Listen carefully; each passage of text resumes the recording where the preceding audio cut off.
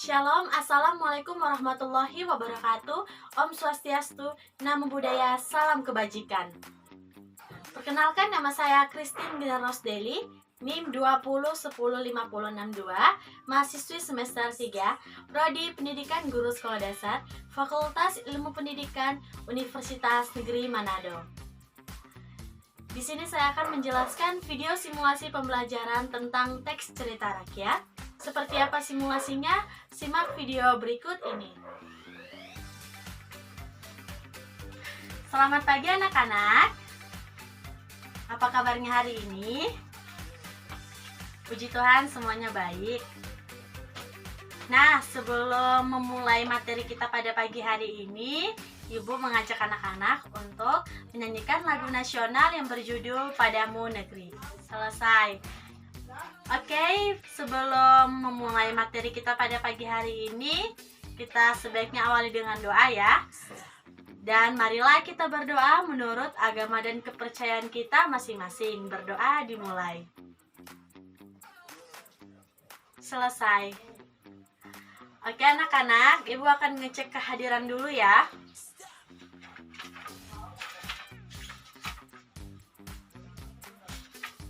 Dimulai dari Anggi. Oke, Anastasia,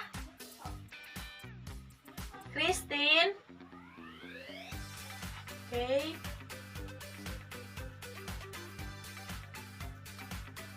Bella. Oke, semuanya hadir. Baik anak-anak, Ibu akan menyampaikan materi pada pagi hari ini tentang apa ya? Tentang teks cerita rakyat. Jadi, sebelum Ibu akan memberikan suatu cerita rakyat atau mempraktekannya, Ibu akan jelaskan dulu apa sih pengertian dari cerita rakyat, kemudian ciri-ciri cerita rakyat seperti apa, dan juga selanjutnya. Jadi anak-anak diperhatiin dengan baik dan langsung saja Ibu jelaskan. Oke anak-anak, kita akan masuk ke pengertian dari cerita rakyat. Karena tema kita hari ini tentang teks cerita rakyat, jadi sebelum masuk kepada mempraktekkan cerita rakyat, kita harus mengetahui terlebih dahulu apa sih pengertian dari cerita rakyat. Jadi cerita rakyat itu adalah cerita yang berkembang di setiap daerah dan menceritakan asal-usul atau legenda yang terjadi di suatu daerah tersebut. Nah, jadi pada intinya cerita ini berasal dari masyarakat dan akan terus berkembang di dalam masyarakat. Nah, langsung pada ciri-ciri. Apa sih ciri-ciri dari cerita rakyat? Nah, ciri-ciri dari cerita rakyat yang pertama, cerita rakyat itu disampaikan secara lisan, kemudian disampaikan secara turun-temurun. Jadi, tadi seperti pengertiannya itu dari masyarakat kemudian dikembangkan oleh masyarakat. Jadi, saling turun-temurun ya. Kemudian, cerita rakyat itu ciri-cirinya kita tidak tahu siapa yang menciptakan, siapa yang membuat cerita rakyat itu pertama kali. Kemudian di dalam cerita rakyat juga memiliki banyak sekali nilai-nilai luhur dan bersifat tradisional. Nah, tadi Ibu sudah menjelaskan pengertian serta ciri-ciri dari cerita rakyat. Lanjut pada materi, apa sih fungsi dari cerita rakyat? Yang pertama ada fungsi sarana hiburan, yang kedua ya, ada fungsi sarana pendidikan. Yang ketiga, ada fungsi sarana penggalang rasa kesetia kawanan.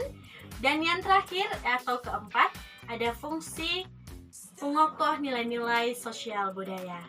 Jadi anak-anak, ada 4 fungsi dari cerita rakyat yang akan Ibu jelaskan satu persatu.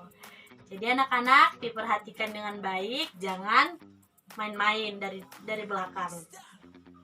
Oke, Ibu akan jelaskan yang pertama tentang fungsi sarana hiburan. Jadi, fungsi sarana hiburan itu adalah mendengarkan cerita rakyat seperti dongeng, mite, legenda, dan lain sebagainya. Yang mana kita seakan-akan diajak berkelana ke alam lain yang tidak kita jumpai dalam pengalaman hidup sehari-hari. Dan yang kedua, penjelasan dari fungsi sarana pendidikan, yaitu pada dasarnya cerita rakyat ini menyampaikan pesan atau amanat yang dapat bermanfaat bagi si pembaca atau bagi watak dan kepribadian dari pendengar yang sudah mendengarkan cerita rakyat. Kemudian, kalau penjelasan dari fungsi sarana penggalang rasa kesetiakawanan, diantaranya itu merupakan pemilik cerita dari rakyat tersebut. Dan yang terakhir, fungsi lain lagi dari cerita rakyat ada tadi Ibu jelaskan, yaitu sebagai pengokoh nilai-nilai sosial budaya yang berlaku di dalam masyarakat. Nah, dalam cerita rakyat ini terkadang ajaran-ajaran etika dan moral bisa dipakai sebagai pedoman bagi masyarakat. Jadi anak-anak, kalau di dalam cerita rakyat itu pasti ada ajaran-ajaran yang mana itu bisa menjadi pedoman sebagai kita yang sudah mendengarkan atau yang sudah membaca cerita rakyat tersebut. Karena cerita rakyat bagi masyarakat pendukungnya bisa menjadi tuntunan tingkah laku dalam pergaulan sosial.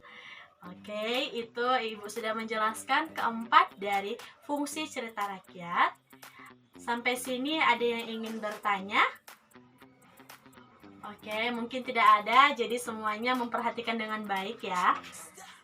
Lanjut, Ibu akan berikan juga materi tentang jenis-jenis dari cerita rakyat. Nah, di sini ada menurut ahli William R. Bascom dalam James Dennis Jaya 1991 ayat 50. Di sini dia membagi cerita rakyat menjadi 3 golongan besar. Yang pertama apa? Ya, betul, yang pertama ada mitos atau mite. Dan yang kedua ada apa? Betul, ada legenda. Dan yang terakhir ada dongeng. Oke. Di sini mitos adalah cerita prosa rakyat yang dianggap benar-benar terjadi setelah dianggap suci oleh empunyanya. Di sini mitos atau mite ditokohkan oleh dewa atau makhluk setengah dewa. Apa sih itu kan? Nah, peristiwa yang terjadi di dunia lain atau bukan di dunia yang seperti kita kenal sekarang dan terjadi di masa lampau. Oke. Kemudian kalau legenda itu, apa sih legenda itu, Ibu? Nah, legenda itu adalah prosa rakyat yang mempunyai ciri yang hampir mirip dengan mite, tapi mereka tidak mirip ya, hanya hampir. Yaitu itu dianggap benar-benar terjadi tetapi tidak dianggap suci. Nah, kalau tadi mitos itu dianggap benar-benar terjadi dan suci. Namun kalau di legenda ini dia memang dianggap ada tapi dia tidak suci. Berbeda dengan mite tadi karena legenda ditokohi oleh manusia, walaupun ada kalanya sifat-sifat luar biasa dan seringkali juga dibantu oleh makhluk-makhluk ajaib. Dan yang terakhir ada tadi apa? Ya, dongeng. Nah, dongeng ini adalah prosa rakyat yang dianggap benar-benar oleh empunya cerita dan dongeng tidak terkait dengan walaupun dengan waktu maupun tempat. Nah, itu tadi penjelasan tentang William yang menjelaskan 3 golongan besar dari jenis-jenis cerita rakyat. Oke anak-anak, kita masuk lagi pada materi tentang macam-macam dari cerita rakyat. Di cerita rakyat ini ada banyak sekali macam-macamnya. Yang pertama ada legenda, yang kedua ada sage, yang ketiga ada mite, dan fabel, paralel, kemudian jenaka, cerita berangkai, dan lain sebagainya. Itu macam-macam dari cerita rakyat. Oke, tadi Ibu sudah menjelaskan banyak sekali cerita-cerita baik itu ciri-cirinya, jenisnya, fungsinya. Oke, Ibu harap yang sudah Ibu jelaskan ini anak-anak sudah mencatatnya di buku catatan, kemudian memahaminya. Namun sebelum masuk ke materi selanjutnya, ada yang ingin bertanya? Tidak ada? Oke, kalau gitu Ibu bertanya. Nah, tadi kan Ibu sudah menjelaskan tuh tentang legenda. Apa sih contoh dari legenda? Siapa yang bisa? Ya, Bella dipersilakan. Bagus, Bella. Nah, itu tadi salah satu contoh dari legenda yang Bella sebutkan tadi tentang apa? Roro Medut dan Jaka Tingkir dari Jawa Tengah. Jadi anak-anak, itu salah satu contoh yang sudah disebutkan oleh Bella. Jadi Ibu akan berikan juga contoh dari legenda. Contoh ceritanya itu ada Si Pitung dan Nyai Dasimah dari Jakarta. Oke, nah itu contoh dari cerita legenda.